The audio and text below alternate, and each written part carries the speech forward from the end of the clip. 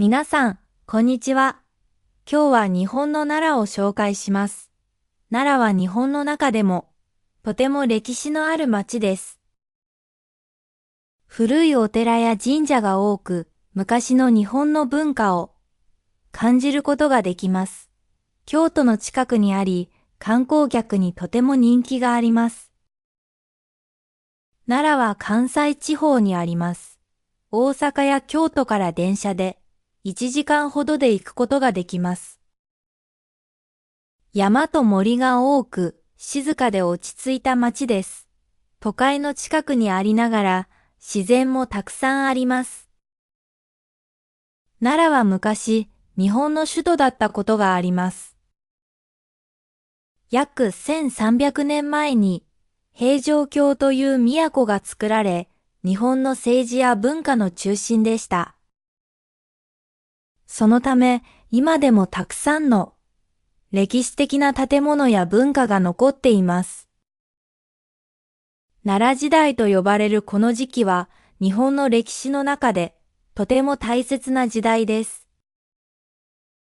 奈良には有名な観光地がたくさんあります。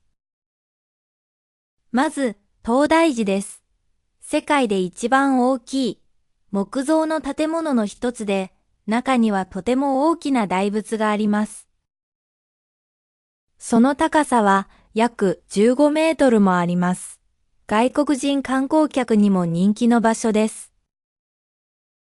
次に、興福寺や薬師寺もあります。どちらも古いお寺で、昔の日本の建築を見ることができます。また、春日大社は、奈良を代表する神社で、たくさんの灯籠が並び、とても美しいです。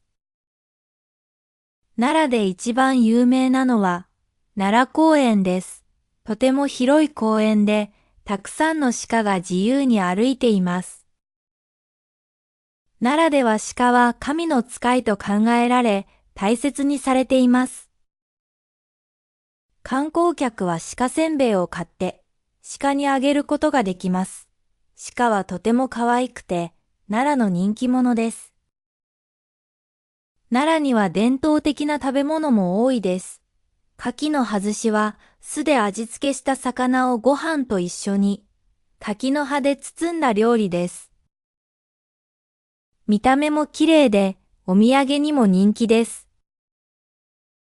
また、奈良漬けも有名です。野菜を酒粕で漬けた漬物で少し強い味ですが、ご飯によく合います。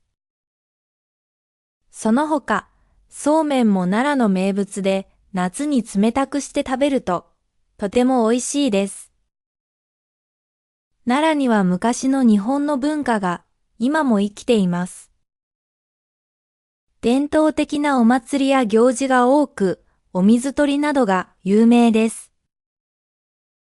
また、奈良の人たちは穏やかで優しい性格の人が多く、訪れる人を温かく迎えてくれます。奈良は日本の古い歴史と文化が残る町です。大仏やお寺、鹿のいる公園、美しい自然など見どころがたくさんあります。京都や大阪からも近く、日帰りでも行くことができます。日本に来たら、ぜひ奈良を訪れてください。きっと昔の日本を感じる素晴らしい体験ができるでしょう。